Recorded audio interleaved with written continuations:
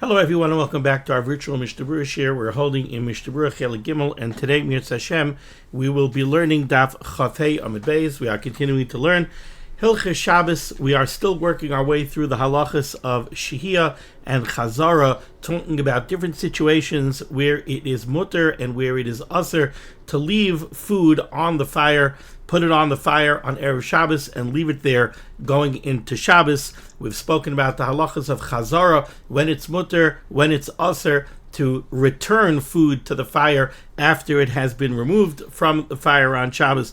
Previous year, we began Siman, well, I guess really over the last two shiurim, we've entered into Siman Reish Nun Daled, and we have been discussing the halachas of Shehiyah in when it comes to tzli, when it comes to not food that's cooking in a pot, but food that is roasting either next to hot coals or actually in contact with hot coals. We're going to be continuing with that today. We're going to pick up on Chaf Hey Amud Beis, third line down, Siman Reish Nun Daled Sif Gimel. Our learning should be a schus for Achenu Beis Yisrael, Hanasunim Atzara Ubashivya, Ha'imdim Bein Bayam Ubein Bayabasha, Hamakem Yerachem Aleihem Ve'etziam Mitzara L'Rvacha, Me'afelu La'oiro B'Shibud L'Geula, Hashta Bagalo V'Zvan Kariv V'Nemar Amen. Our learning should also be a schus refuah shalema for Meiri V'Rabbi Shalom Ruvain ben Shima and for David ben Blima, who are both in need of a refuah shalema. As a quick aside, as a special schus for Meiri V'Rabbi, I just want to be moisif something onto the shir. I want to add something onto the shir as a schus. So stepping away from Hilchos Shabbos for a moment, I just want to say over a beautiful thought that I just saw recently from Rav Chatzkel, the Mashgiach of the Mir, Zichrono Livracha.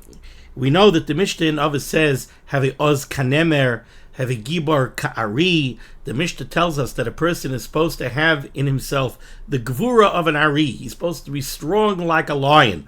What does it mean to be strong like a lion? So we know in Shulchan Aruch it says a person should be strong like a lion to get up la'avodas habayre. Very beautifully written.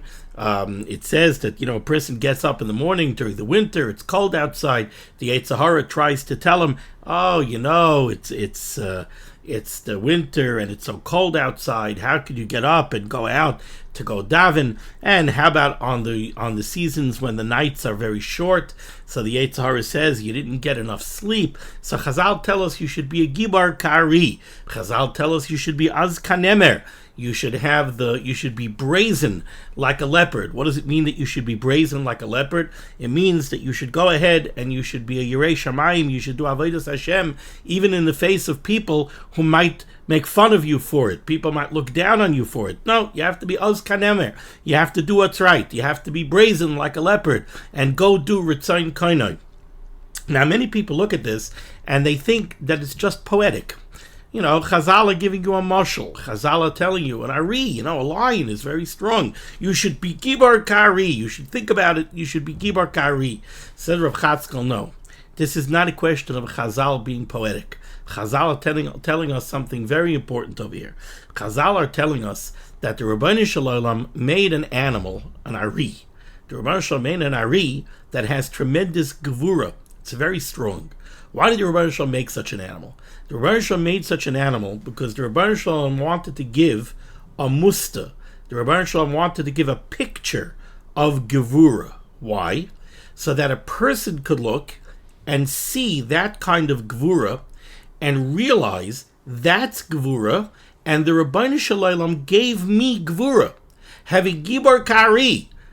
What Chazal are telling you is, look at a gibar, look at an ari, look at a strong lion, and recognize what strength is, and realize that the Rabbeinu Shalom gave you strength that you're supposed to harness in your avodas Hashem. We're not just being poetic over here. The Rebbeinu Shalom gave you Gvura Kari. It doesn't mean that you're so physically strong necessarily that you could move mountains. There are some people that are stronger, there are some people that are weaker.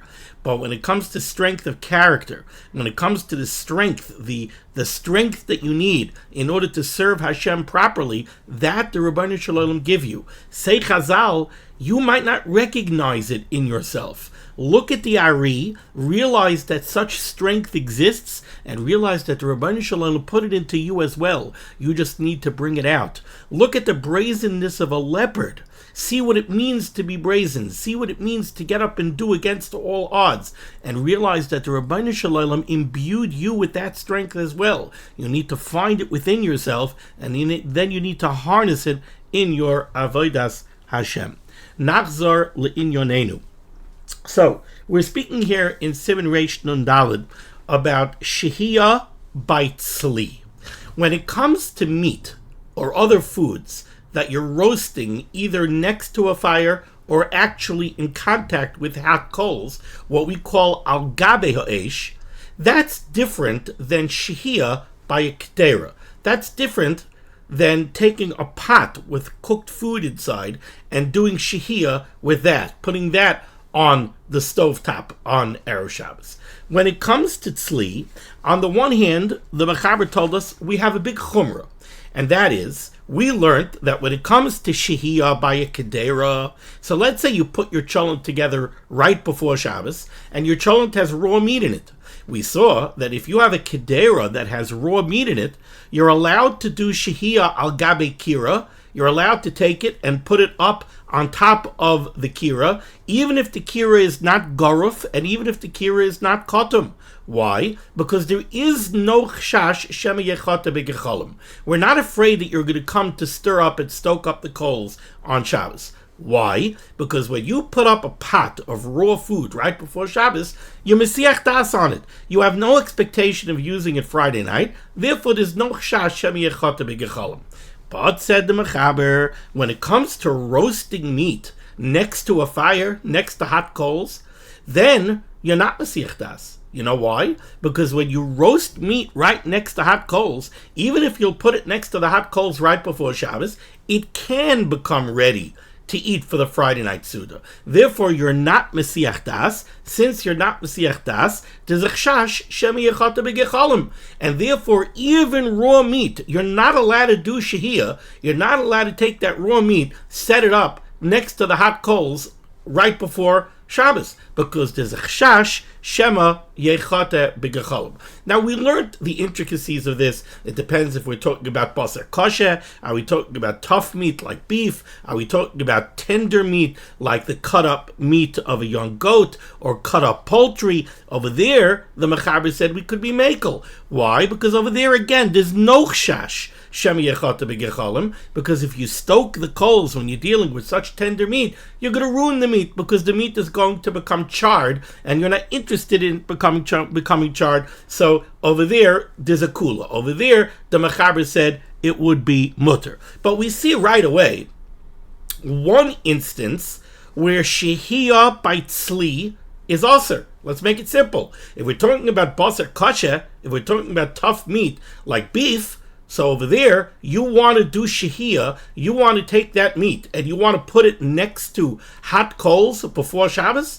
The halacha is, and we could see this in the Mishnah Berurah, Ois Katan Yud Zayin on Chafei Amud Aleph. The Mishnah Berurah gave us a very nice summation over here. He says, according to the Mechaber, if you want to do shehiyah on roasted meat, you want to put meat to roast next to hot coals right before Shabbos, it has to be mavushal kol tzarchai. Now, what does that mean, mavushal kol tzarchai? So earlier on, the Mishnah Berurah told us this is going to depend on the machlokes that we had in the beginning of Siman Reish Nun Gimel. According to the Dea Rishina, the meat would have to be mavushal kol tzarchai, and it would have to be mitztamik v'raloi. In order to take off the chashash of shema yechata begecholim, if you want to put this meat next to the coals, it has to be fully cooked to the degree that any further cooking is going to denigrate its quality. Therefore, there will be no chashash of shema yechata begecholim. According to the Dea Shnia in Reish Nun Gimel Sef Aleph, the halacha would be that it has to be at least cooked Kameichel ben Drusai. But if you have meat that's not Michael ben Drusai, and this would be both according to the day Rishayna and the day Shnia. If you have meat that's not cooked Michael ben Drusai, you're not allowed to put it next to the coals on Erev Shabbos, Samach L'Chashecha. Why? Because there would be a chashash Shema Yechote Bagacholim. Then in Sif Beis, right at the bottom of Chaf Hey Amud Aleph, the Mechaber told us another halacha. The Mechaber went to, how about if you want to roast something not next to hot coals, you want to roast something actually in contact with hot coals. So the Mechaber said that there you have an additional chumrah. What's that additional chumrah? Well, one of the things that could possibly take away the chashash of Shema Yechata B'Gechalim is if you're worried that the food is going to get burnt. So, for example, according to the Mechaber, if you want to take the tender meat of a young goat cut up, or the tender cut up poultry, over there the Mechaber said, you can put it Samach L'Gechalim. You can put it next to the hot coals right before Shabbos. Why? Because you're not going to be Mechata B'Gechalim, because if you do, the food is going to burn. But, says the Mechaber, that's only true when you're putting the food samach l'gechalim. That's only true when you're putting the food next to the hot coals. But if you're putting the food mamish on top of the hot coals, in contact with the hot coals, then clearly you're not afraid of burning the food. Anybody who takes meat and puts it directly in contact with hot coals is signaling to the whole world, I don't care if it gets singed. I don't care if it gets charred. So over there we cannot say that the risk of Shema Yischarech, that the risk that the food might get charred, obviates the risk of Shema Yechata B'Gechalim, because clearly you only care that the food should get ready ASAP. So you're going to be Mechata B'Gechalim, even though there's a risk that the food is going to get charred. So in Sif Beis, the Mechaber told us, if you want to roast an onion, you want to roast an egg, you want to roast meat, and you want to do it in contact with the Gechalim, then, in order to set that up before Shabbos, the food has to be cooked Kamichael ben Drusai on both sides. You have to flip it over and do it on both sides before Shabbos starts. Because if it's not cooked to the degree of Shema Yechata B'Gechalim, we're afraid that you're going to be Mechata B'Gechalim. If it's not cooked to the degree of Michael ben Drusai, I'm sorry, I misspoke. If it's not cooked to the degree of Michael ben Drusai before Shabbos, we're afraid you're going to be Mechata B'Gechalim because you're not afraid of burning it. Now note, it doesn't have to be mavushal called Sarchai. It has to be cooked to Michael ben Drusai. Why doesn't it have to be cooked mavushal called Sarchai? The reason it doesn't have to be cooked mavushal called Sarchai is because the Mechaber says at the end of Sif Beis, once it's Michael ben Drusai, you're not going to be Mechata B'Gechalim anymore. You know why? Because, yes, it's true that you're cooking it in contact with the hot coals, which seems to signify that you don't care if it gets burned. But the only reason you don't care if it gets burned is because you're balancing two things. On the one hand, you want it to cook ASAP. And in order to accomplish your goal of getting it cooked ASAP, you'll even risk burning it.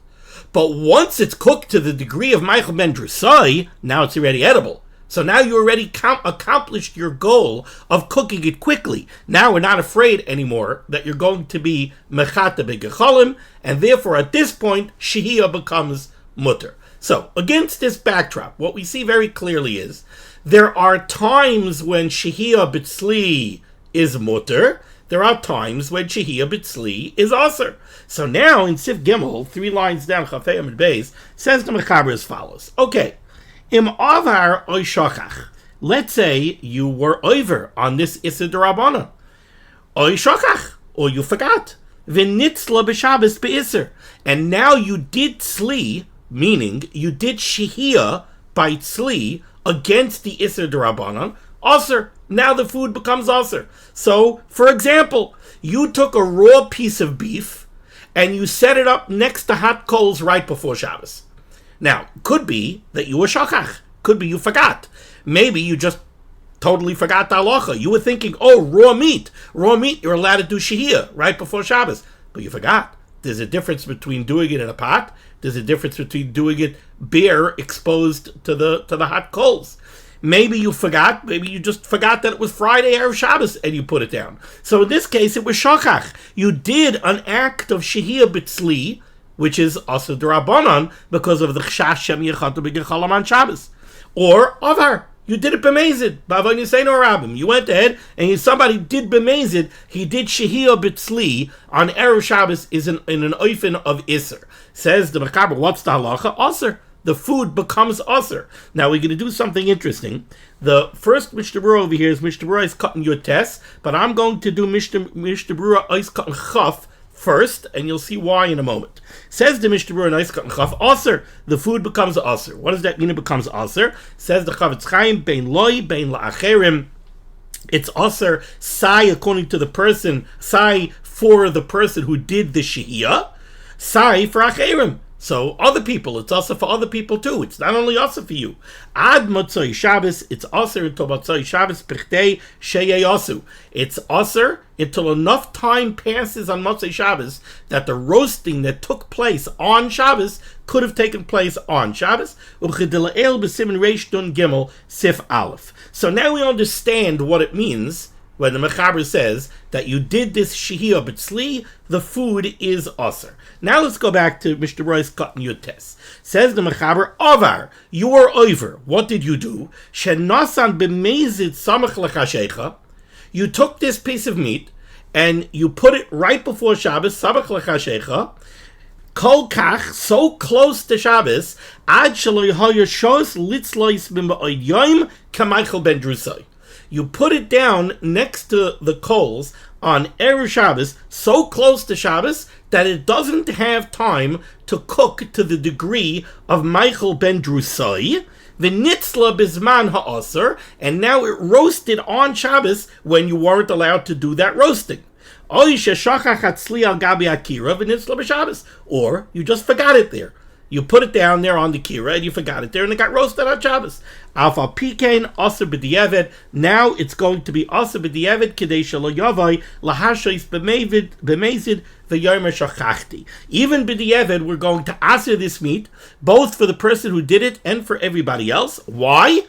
Lest a person come to do this b'mezid on another Shabbos and claim shachachti. In other words, the Chavetz Chaim is saying we're asering it b'diavad, even in the case of shoygeg, even in a case where somebody did this because of shachach, he forgot, we're still asering it b'diavad. Now that's interesting, because generally speaking, we say when somebody transgresses an iser d'Rabbanan b'shoygeg, we don't aser the food. But over here, we are asering the food. Why are we asering the food over here? Because of a new concern. It's not just a knas to punish him, to penalize him for what he did. It's also to guard against the possibility that the person will do it another time b'mezid. He knows that as long as he claims that he did it b'shoygeg, the food is going to be mutter. So he'll do it another time b'mezid, and he'll claim that he did it b'shoygeg. Now, there's an interesting question that we could ask here on Sif Gimel. On a very simple level, the halacha that the Mechaber is addressing over here in Sif Gimel is, what happens if somebody does shehiyah when it's also b'drabanan? What's the halacha with the food? What's the halacha if he does it b'shoygig? What's the halacha if he does it b'mezid? And the Mechaber gives us a very flat, a very blanket rule. The Mechaber tells us, you did shehiyah by tzli in a case where it was aser, then the halacha is, whether it was shoygig, whether it was mezid, the food is aser b'diavad. Now the truth is, we already covered this halacha, because if you go back to the beginning of Siman Reish Nun Gimel, if you go back to the beginning of Siman Reish Nun Gimel on Chafam and Aleph, Siman Reish Nun Gimel Sif Aleph, we really had this. Not Aleph. Chaf Aleph Amid Aleph. In Reish Nun Gimel Sif Aleph, near the bottom, 2 lines off the bottom in the Shulchan Aruch, the Shulchan Aruch says, okay, we're dealing with the Isser of Shehiyah. Says the Mechaber, V'im Avar V'shoha, if somebody, before that, he says, first 4 lines off the bottom, the Mechaber says, Im Shachach V'shoha, if somebody did Shehiyah B'Isser, and it was Shikha, he did it because he forgot, so he did it B'shoygeg, Im Shachach V'shoha. So the Mechaber says, it depends. What was the status of the food when you put it on the kira? Says the Mechaber, Imhu tavshil shabishel kol tzarchai. If you did shehiyah on food that was already mavushal kol tzarchai, then b'di'evid the food is mutter. And the Mishnah Berurah said, why? Because if the food that you did the shehiyah on be'isr was already mevushal kol tzarchai, you got very little benefit from the cooking that was done be'isr on Shabbos. When you put the food on the kira on Erev Shabbos, it was already mevushal kol tzarchai. Now, you weren't allowed to do the shehiyah because it was mitztamik v'yafaloi. The additional cooking was going to be beneficial, so you weren't allowed to do it. But okay, you did it. You forgot. You did it b'shoigig. But how much did you gain? The only gain that you got was that the chunk dried up a little bit more. It was stomach v'yafaloi. For that gain, we're not going to asa the food b'di'evid. But then the Mechaber said, but if the food was not mevushal kol tzarchai, v'emu tavshel shehischel lehispashel v'loi bishel kol tzarchai, if it was food that was only partially cooked when you put it on the kira on Erev Shabbos be'isr, then it's aser b'di'evid. That's what the Mechaber said back in Reish Dun Gimel Sif Aleph on somebody who did shehiyah be'isr. So he was over shehiyah, he did shehiyah be'isr, said the Mechaber, if he did it b'shoigeg, it depends how cooked the food was. If the food was mevushal kol tzarchai, b'di'evid it's mutter. If it wasn't, if it was only mevushal k'tzas, then it's aser. How come the Mishnah Berurah didn't make that distinction over here? Over here, the Mishnah Berurah gives us the Mechaber gives us a very blanket rule.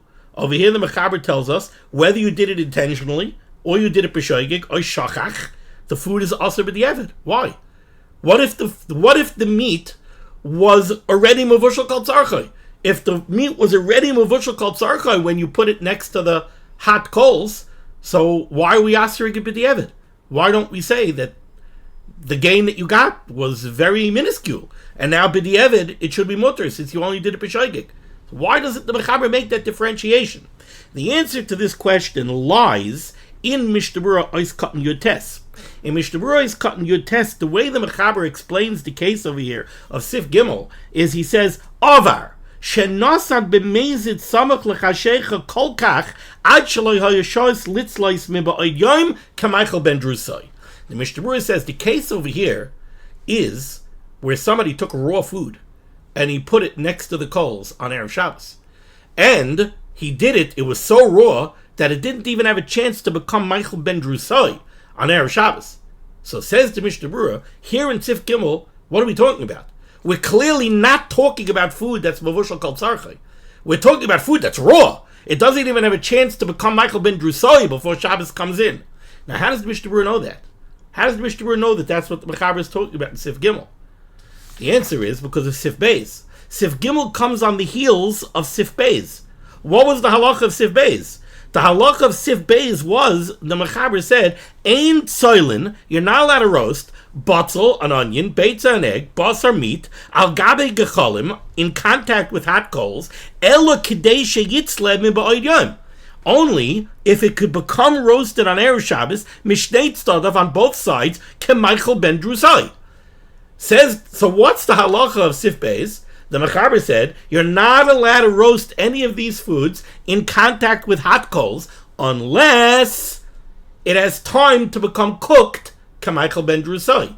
On the heels of that comes Sif Gimel and says, but if you were over, if you went against the halacha of Sif Beis, or you did it b'shikcha, you did it b'shoigeg, and you went against the halacha of Sif Beis, so what does that mean? You put up something to roast even though it didn't have time to become k'Michael ben Drusai. So if it didn't have time to become cooked k'Michael ben Drusai, certainly we're not talking about fully cooked food. Now that we've established that Sif Gimel is talking about raw food, now we understand why it's aser b'di'evid even by shikha. It's also b'di'evid even by shikha because you were over an isid rabbana b'shoigig and you got a tremendous amount of hana because the food that you put up was totally uncooked. It didn't even have time to become cooked k'Michael ben Drusai, and it got cooked on Shabbos. So you got a tremendous amount of benefit from what happened on Shabbos, and therefore it's even aser b'di'evid, even in the case of shikha. That's how you reconcile Reish Nun Dalet Sif Gimel with Reish Nun Gimel Sif Aleph. Okay, weiter. Now let's move along to Sif Dalet. Says the Mechaber Sif Dalet 3 lines down. Peiros shene'echolin chayin. Fruits that could be eaten raw. So an apple.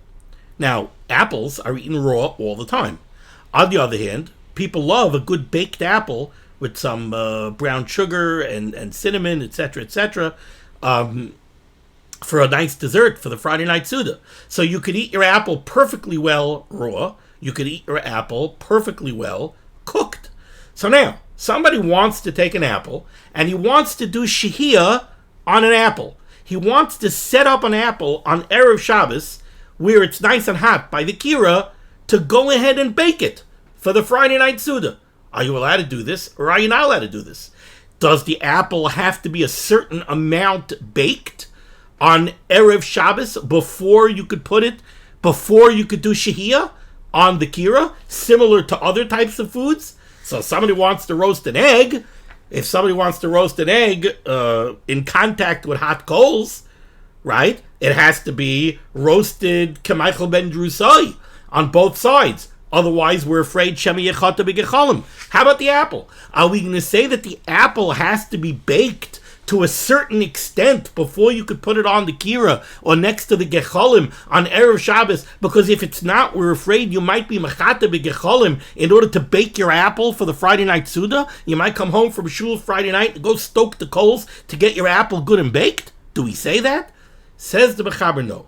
Peroi shenechol and chayin, fruits that could be eaten perfectly well raw. It's not b'diavad. A raw apple is not a b'diavad. So the truth is, if you think about it, what is better to eat? A piece of meat that's only cooked k'maichel ben drusai, a piece of meat that's only cooked halfway through, or a raw apple? A raw apple is better. A raw apple is not a b'diavad. A raw apple is mamash lechatchila. Food that's eaten k'maichel ben drusai is a b'diavad. It's not fully cooked. It's only a half or a third of the way cooked. So if the day of Shnia, which the Ramah in Reish Nun Gimel said, we're noyeg like the day of Shnia, if the day of Shnia in Reish Nun Gimel says that shehiyah on a kira that's not gara fekatim is mutter by food that's cooked to the extent of k'maichel ben drusai, because once it's cooked to the extent of k'maichel ben drusai, there's no chash anymore, shemi yechata b'gechalim, because the food is already edible. So certainly by an apple, which is perfectly edible raw, why would there be a chash shemi yechata b'gechalim? So therefore, says the Mechaber, an apple that could be eaten perfectly well raw, you could do shehiyah, you could set it up on the kira, even if it's not gara fekatim, right before Shabbos. It doesn't have to be cooked at all, says the Mechaber. Inside, perush and chayin, fruits that could be eaten perfectly well raw, mutter litnam saviv hakadera. You could take them, you have a pot. We're going to see in the Mishnah Berurah, what is this talking about? You have hot coals. In the middle of the hot coals, you have a platform. So the way the Mishnah Berurah describes it, you have a metal platform with 3 legs. We learned about this once before already. You have like a tripod sitting in the coals, and on top of that platform, you put a hot pot. This way the hot pot is not sitting in the coals, it's sitting above the coals.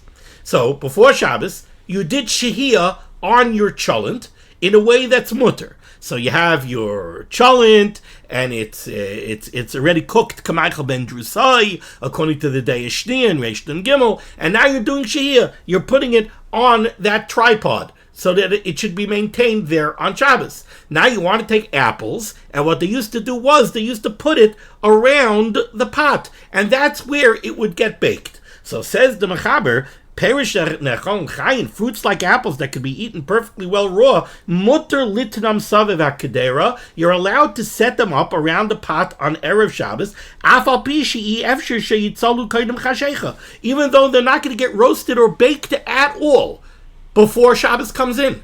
You're setting them up right before Shabbos. Why? Because there's no chash shemi yechata b'gechalim. Why is there no chash shemi yechata b'gechalim? Because they're perfectly edible, perfectly, completely raw. Says the Mishnah Berurah, Ois Cotton Chafalav, Saviv Akdera. Says the Mishnah Berurah, like I described to you, V'hakdera oimedes al hapitput.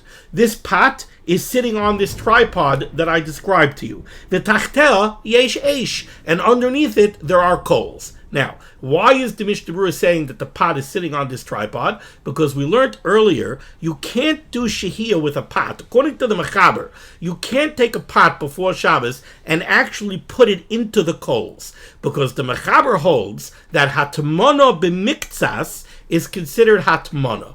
If the pot is partially submerged in the coals are a davar shemoisef hevel, they're material that adds heat, and that kind of hatmana is asur on Erev Shabbos.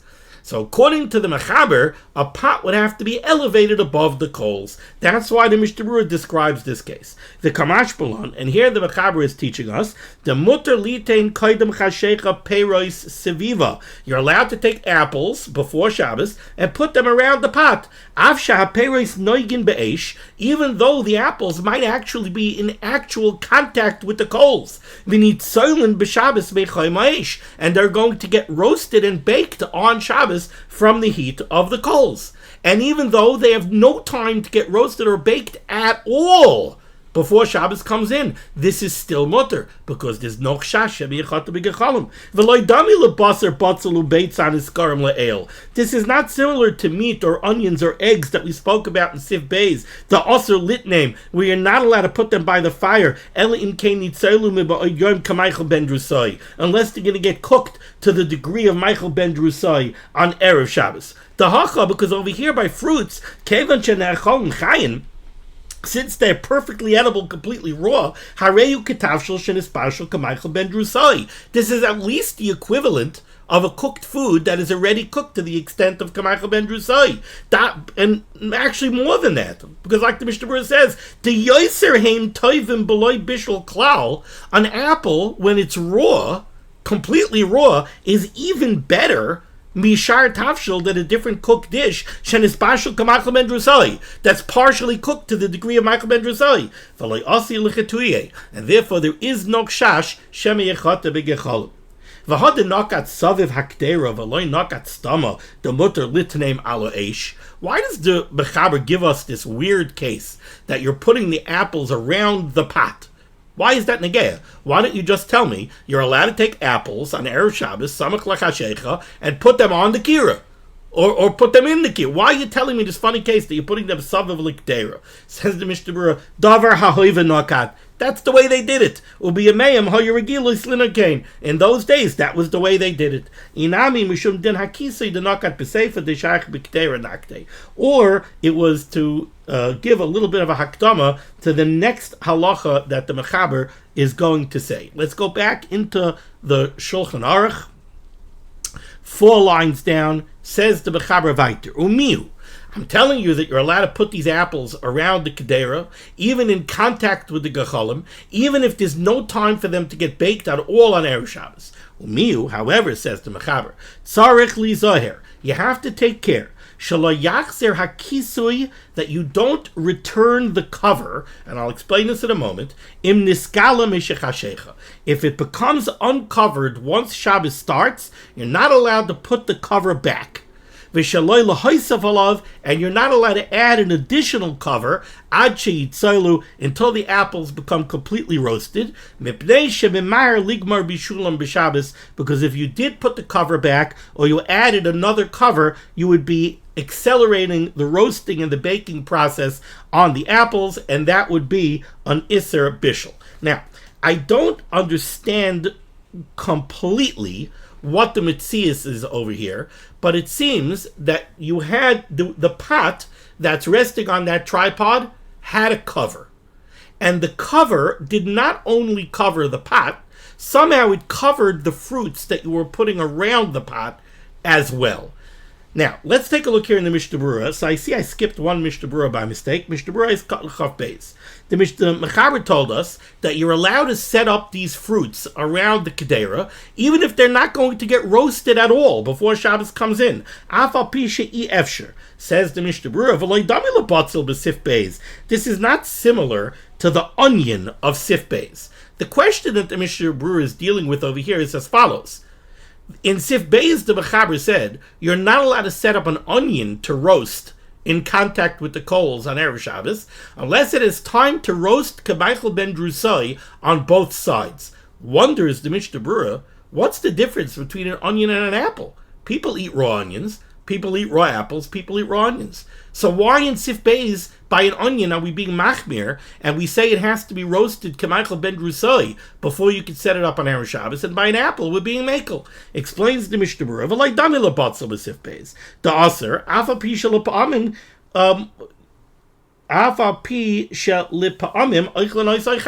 even though sometimes people eat raw onions. Nevertheless,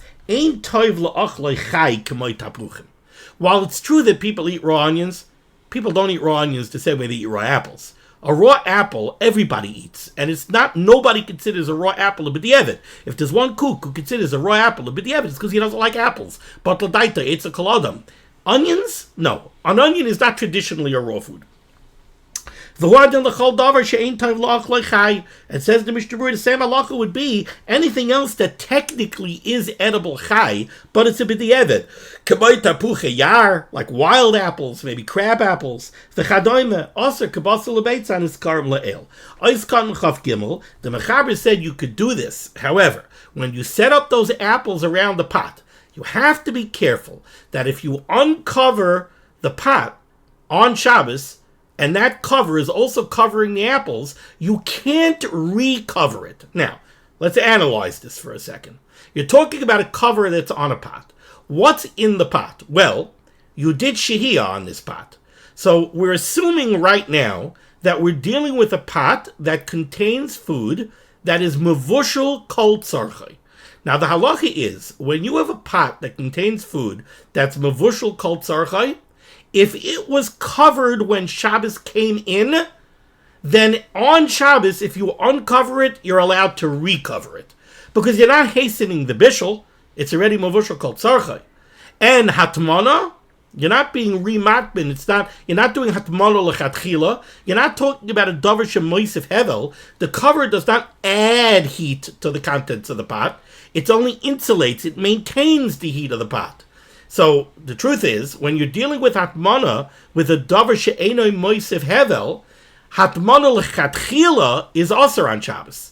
If the pot wasn't covered when Shabbos came in, you wouldn't be allowed to cover it. But if the pot was covered when Shabbos came in, then if you uncover it, you're allowed to recover it. So if you took a cholent that was mavushal called tzarchai, and you put it on the kira on Erev Shabbos, and now when Shabbos started, you want to open it up and get a whiff of the cholent, you're allowed to recover it. So als the pot, you're allowed to put the cover back on if it was taken off. But als the apples that are around the pot, that are also being covered by this cover, that you're not allowed to do, because the apples are not mavushal called tzarchai. And since the apples are not mavushal called tzarchai, and they're roasting and cooking on Shabbos, if you cook it, if you cover it, you're hastening the cooking process. That would be an Isser Bishul. Let's see this inside. It says the Mishnah Berurah Katan Chav Gimel, Shalayachzer HaKisui. After Mitzad HaKdera, even though in the context of the pot, Im Niskala B'Shabbos HaKisui, Shaloi, if it was covered going into Shabbos, and now on Shabbos it was uncovered, Shekisu melamala, we're talking about the top on pot, Shaloi Yitztanein, and the cover is there to maintain the heat so it shouldn't get cold, Mutter Lachzer L'chasoisai. You're allowed to go recover it. V'chein L'hoisef olav. You're also allowed to take a towel and throw a towel down on top of the pot. Ukitl HaKaman B'reish Nun Zayin Sif Dalet. But, says the Mishnah Berurah, Sham HaKdera Kfar Dispashla Miba'id Yoim. The reason why by the Kdera you're allowed to recover it or throw a towel and throw an additional cover on top of it is because you're talking about a pot containing food that's mavushal called tzarchai on Erev Shabbos. But these apples are getting cooked on Shabbos. And we're talking about a cover that's covering the apples as well. And by covering it, you're going to accelerate the cooking process. Aser, that would be aser. Ois kat l'chaftalid, and this is what the Mechaber said, shebemahar ligmar. The cholshkein she'azer lahanicham b'Shabbos gufa samach l'tana k'dei litzlois. Certainly, says the Mishnah Berurah, to take a raw apple on Shabbos. You decide you want to have a baked apple for Friday night. So on Shabbos, when you come home from shul, you want to take a raw apple, and you want to put it next to the tanner, samuch. You want to put it next to the tanner, so it should bake from the heat of the tanner. Says the Mishnah Berurah, you're not allowed to do that. You have a raw apple and you want to bake it. You're not allowed to bake an apple on Shabbos. Our heter over here, we're talking about you're putting it down next to the kira, you're putting it around the pot on Erev Shabbos, and it's going to get baked on Shabbos. But to do it lechatchila, you're not allowed to be masmechit to the Tana lechatchila on Shabbos. Even if you would put it down on a cold oven. Remember what we spoke about before. Let's say the Tana of the Beis HaChayrith, if it doesn't have a fire in it. So you want to take an apple and you want to put it on top of the Tana of Beis HaChayrith on Shabbos, and then he has to go to put in a fire. You can't do that. This would be like the case of one person puts on the kedera and another person puts in the fire, which is in Issa D'Rabbanan. But to put it there on Erev Shabbos, you want to put it down on Erev Shabbos on top of a hot tanner, or in the kochlin, which is in that little cooking compartment on the tanner. You want to put it on Erev Shabbos, a raw apple, that you're allowed to do. V'da, damashi itanu litane sam lechatchila samach lechashecha hainu kainun l'shkia. It's mutter to do this before the shkia. V'ayin b'simen reich samach aleph bedin bein hashmoshes. Sif, hey, 4 lines off the bottom. Now we're going to transfer very similar halacha. Again, we're talking about shehiyah on Shabbos. So now we're going to talk about pas. Until now, we were talking about meat, we were talking about fruits. Now we're going to be talking about bread. Says the Mechaber, Ein noistin samach lechashecha pas latanor. You're not allowed to put bread into the oven right before Shabbos. It's talking about raw dough. You have dough and you want it to get baked. Ein nois. Now, by the way, I just have to mention over here, let's always keep in mind the halacha of Siman Reish Nun Beis. The halacha of Siman Reish Nun Beis is you're allowed to start the ball rolling on a malacha on Erev Shabbos and let that malacha take place on Shabbos. Remember, you're allowed to put grain into the watermill on Erev Shabbos and walk away and let the grain get ground, the Isser of Teichen, on Shabbos. Because you did a Maisa on Erev Shabbos beheter, the malacha is taking place without your involvement on Shabbos. That's mutter. So technically speaking, taking raw dough on Erev Shabbos and putting it in an oven and walking away and letting it get baked on Shabbos shouldn't be a problem. Same thing with all of these shilas of shehiyah. The reason we have all of these shilas of shehiyah is because of the Yisr D'Rabbanan, Gezeira Shemi Yechata B'Gechalim. The Yisr of shehiyah is always rooted not in the idea that you did something on Erev Shabbos that's going to make a malacha take place on Shabbos. That's okay. The root of the Yisr of shehiyah in D'Rabbanan is that if we let you do shehiyah, in certain cases, you might come to stoke the coals on Shabbos. So over here we're talking about, you have dough. You want to put dough into the oven on Erev Shabbos. You want to have fresh challah for the Friday night Suda. So how baked does the dough have to be in order for it to be mutter to do this? By meat, you want to do shehiyah in a pot on Erev Shabbos. We said, depending on the two opinions in Reish Nun Gimel, either the food has to be cooked already, mavushal kol sarchayim et stomach varaloi, or at least, according to the Day Shnia, it has to be k'maichel ben drusoi. But how about bread? How about dough? How do we measure this when it comes to dough? Says the Mechaber, Ein noistin samach lechashecha pas lataner. You're not allowed to put bread into the oven to bake on Erev Shabbos right before Shabbos. Ela kedei sheyikramu. It has to be able to crust. Now, it doesn't really mean a crust. It means like a skin. It has to form a skin. Pirish. Says the Ramah, sheyala al pnei alechem krum uklipa machmas ha'esh.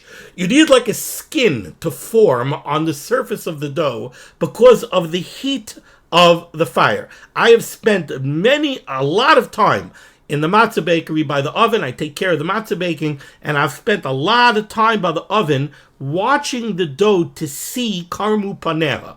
It's very visible, Rabbi Isai. In an instant, the dough changes. 1 second it's dough, and the next second suddenly you can see that there's a skin.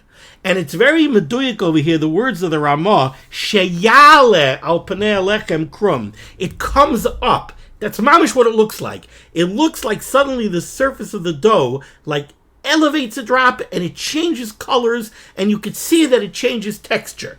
So you see it form a skin. That's what karmu panei means. So says the Mechaber, you have to put the dough into the oven before Shabbos so that there's enough time that on Shabbos it will form this skin. Now, which part of the dough? Now, back in the day, the way they baked bread was they took the dough and they stuck it onto the wall of the oven. They didn't put it in on the bottom of the oven. They stuck it to the side wall. So the dough has two surfaces. There's one surface that's stuck to the wall of the oven. There's another surface that's exposed to the fire. So now, the Mechaber is coming off the Gemara in Shabbos. I'm not going to go through the whole Gemara in Shabbos now. We do what we do. But says the Mechaber like this. You need enough time that the dough should form a skin. Which part of the dough? Kedei sheyikrumu paneh hamidubakim batanur. The surface that's stuck to the wall.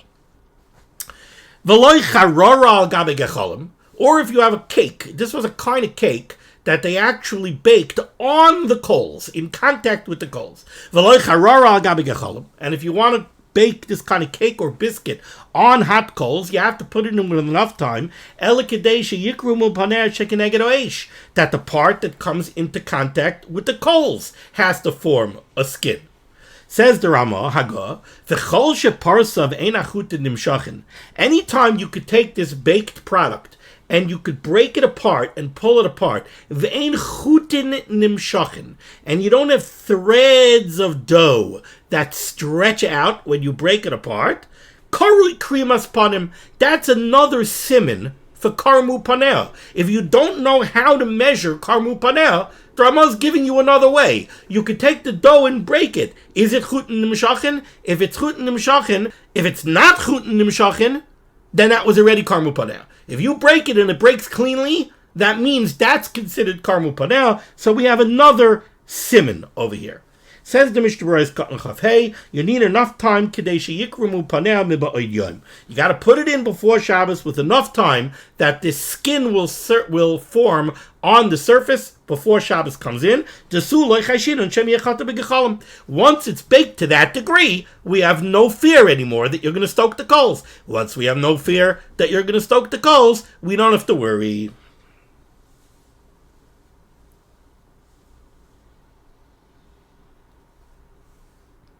And now, says the Mishnah Berurah, this that the Mechaber goes out of his way. I'm going to pause the recording for one moment because of a technical problem, and then I'm going to pick up.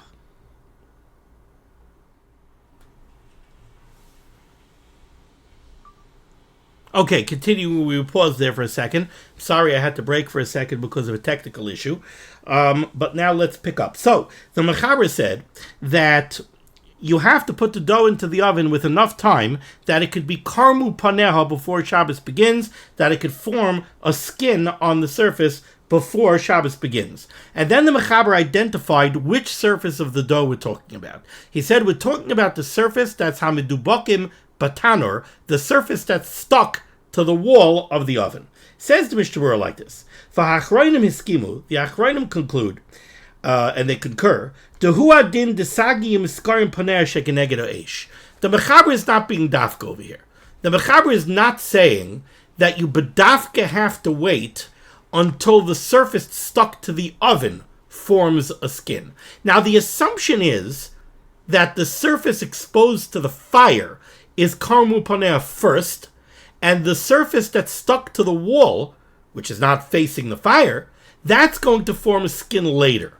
So to say that you need karmu paneh on the surface that's stuck to the wall is a chumrah.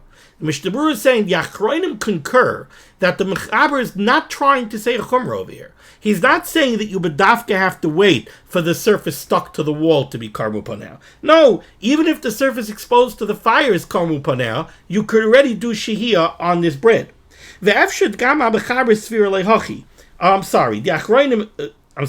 Achrayim concur that that's the halacha. The question is, what did the Mechaber mean? So says the Mishnah Berurah,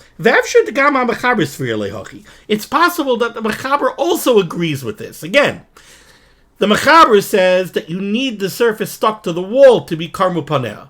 The Achrayim reach a conclusion that no, we don't need that. We only need the surface facing the fire to be karmu paneh. Now, says the Mishnah Berurah, it could be that the Mechaber also holds that way. And this that the Mechaber said, that the surface attached to the wall has to be karma paneh, is not because he was trying to say a chumrah. Svir lei, it could be that the Mechaber held, the zehu yoiser b'kal miskarim. It could be that the Mechaber held that side actually is karma paneh first. I don't know if it's a machlokes in Mitzias or what, but it could be, says the Mishnah Berurah, that the Mechaber was not trying to be machmir. And now the Mishnah Berurah says, also, it doesn't make a difference if you're putting the loaf directly into the oven without a pan, or you're doing it in a pan. If you're doing it in a pan, then the part of the dough that's in the pan and is in contact with the pan, that's the equivalent of the dough that's stuck to the wall. Now,